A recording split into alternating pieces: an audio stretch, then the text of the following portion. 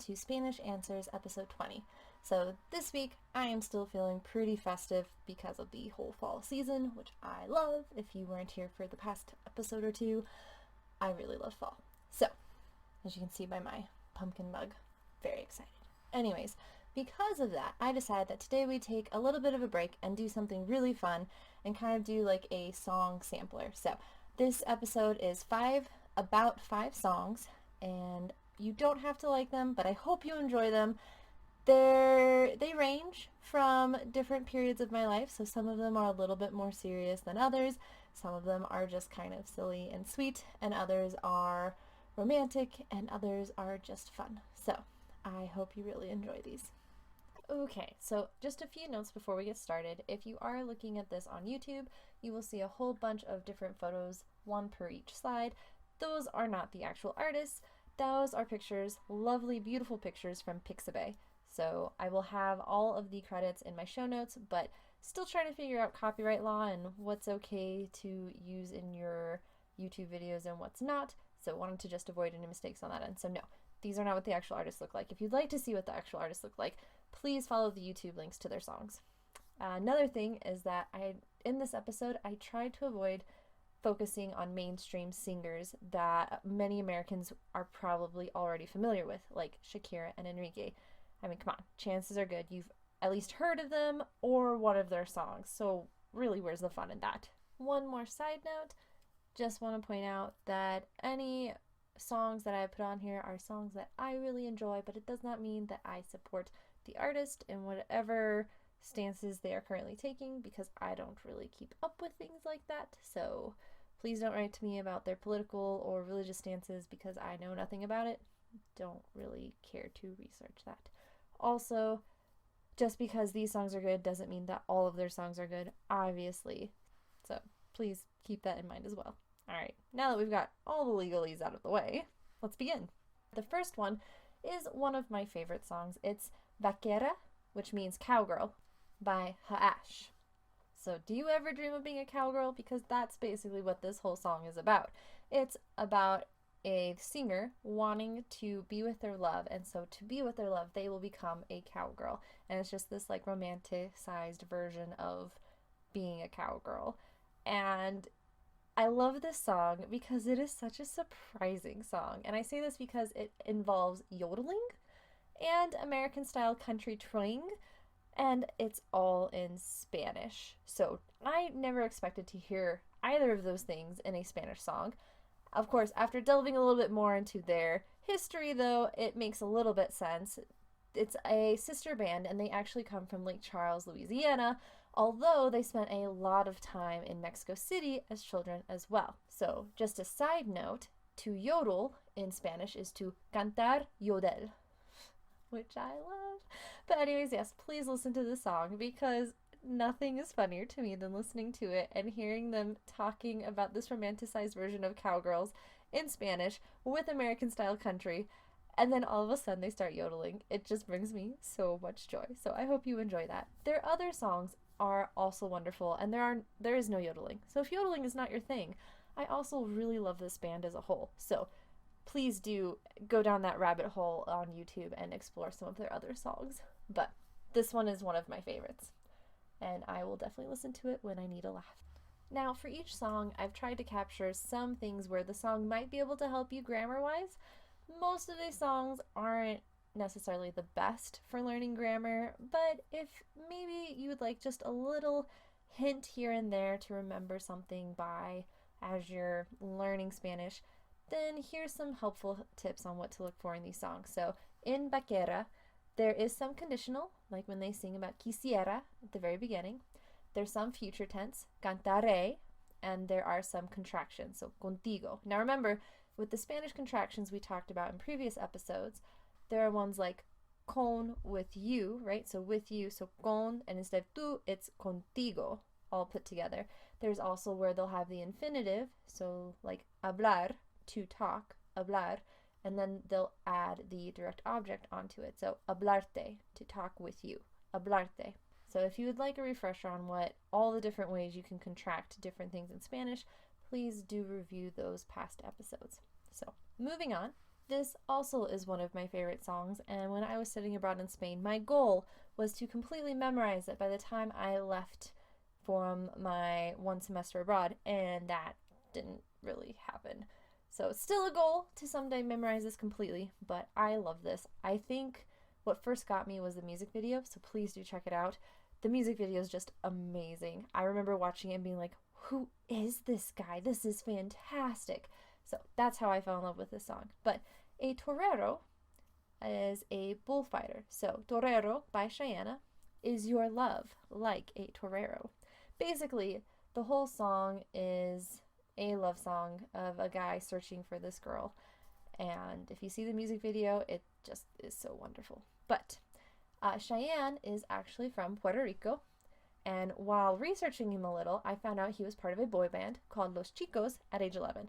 So you better believe I'm going to go look that up. I wonder if it was as,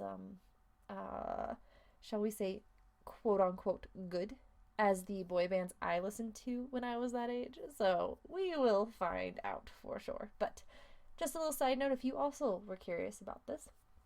Anyways, some grammar points with torero. There are some contractions like buscándote. So you take the gerund and you combine it with the direct object. Buscándote, looking for you. They have some commands like dime, tell me, dime. There is some subjunctive, say venga. Some future, buscaré.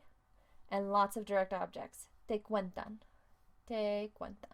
Quite a few ways actually with this song that you can kind of study some grammar as you sing along.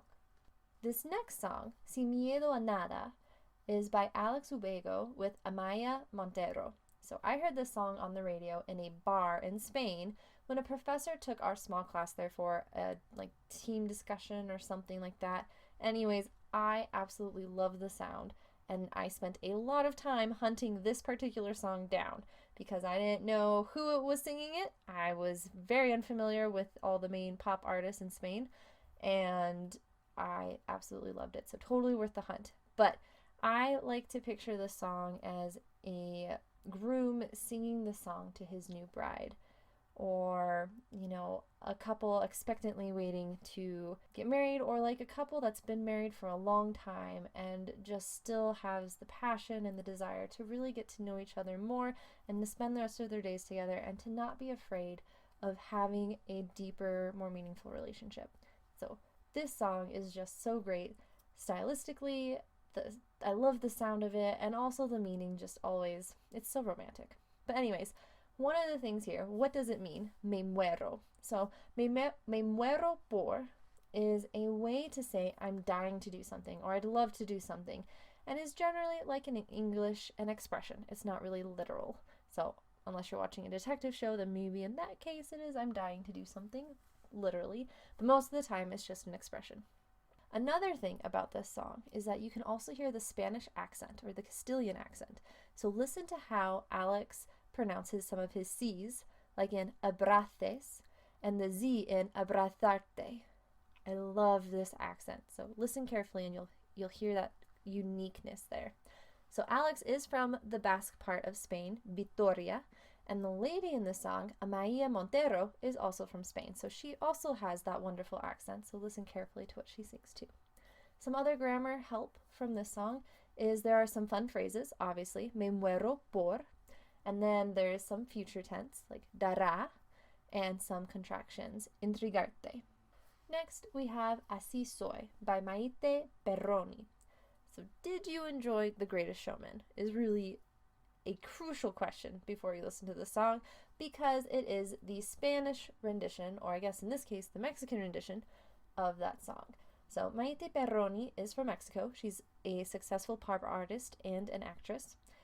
And so far, this is the only official Spanish version of any song I've seen from The Greatest Showman, or El Gran Showman, and it's obviously This Is Me, and all the songs from this movie are fantastic. So if you do know of any other songs that they have done in Spanish, please let me know, because I would love to listen to them. But some grammar points here. There are some commands. Escóndete. There are some future tense. Te amará. There's some direct objects. Me eliminen. And there are some examples of ya. So if you struggle with that, this song could be for you. like ya aprendí. But this is a really well done rendition of the song. My husband was listening to it while I was researching these songs for this episode, and he doesn't really speak Spanish, but he was listening and he goes, wow, that sounds really good in Spanish. So hopefully you enjoy listening to it. And then last, but certainly not least, we have No Pares de Bailar by Lasso. Basically, are you ready for a really simple pop song? Because I found this song when I was in high school, so it is a bit old, and I remember being temporarily obsessed with it, even though it's not particularly strong in any way as a song. It doesn't carry a lot of hope. It's really a guy in love watching his heart's desire from afar with little hope of winning her love. But the music video is actually kind of cute. But Lasso is Venezuelan, and if you look at various music videos, you can see how his style has definitely changed over the years. It's definitely gone from teenage guy to adult singer, which in some ways is great, and in other ways it's like, oh, kind of miss the young, hopeful, naive boy singer.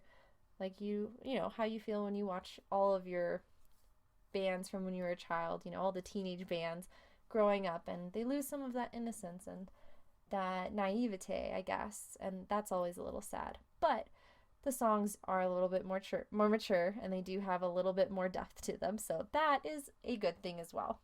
So some grammar help here is there is some subjunctive, so ojalá pudiera. There are some contractions, like encontrarte, and there are some examples of lo. So if you struggle with lo, this could also be a song for you, like Lo Lamento. And that really sums up all 5 sample songs.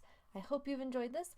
The show notes will have links to the YouTube video where you can listen to the song itself. I have links to the Spanish lyrics, and then I've got links to the English translation as well. Please bear in mind, I did not spend a ton of time vetting these translations, like hardly at all. So take the translations with a grain of salt, as almost all of them seem like they are volunteer translations. For some, you can even look at and compare multiple translations. But like I said, I haven't looked through all of them, so my links are not recommendations on which translation is better.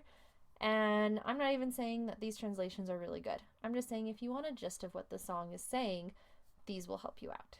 So if you have any questions about this or any other topics, or there are things that you'd like me to discuss, please send them to me at contact@languageanswers.com. That's contact@languageanswers.com. And if you really liked this episode, please click like on YouTube or leave me a positive review on iTunes or Google Play. I am continuously trying to figure out future episodes and how to make this show better with my limited resources and time, mainly time. So if you have suggestions, I am always willing to listen and hear those, and I would appreciate any future ideas on what you would like me to discuss on these episodes. Speaking of which, if you'd never like to miss an episode ever again, please go ahead and subscribe on YouTube or Spotify, Google Play, iTunes, however you are listening to this podcast. And this episode was produced by Language Answers Ltd at www.languageanswers.com. I am a translator from Spanish into English, a podcaster, and an English editor.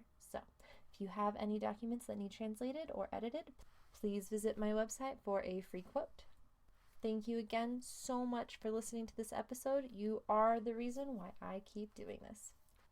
Okay, so I hope again that you have enjoyed this episode and that maybe you have found some songs, or after you listen to the YouTube videos and maybe you go on an adventure of exploring more YouTube videos and you just go down that entire rabbit trail that is YouTube videos, that you'll find some more Spanish songs that you really enjoy and that will help you in your adventure of learning.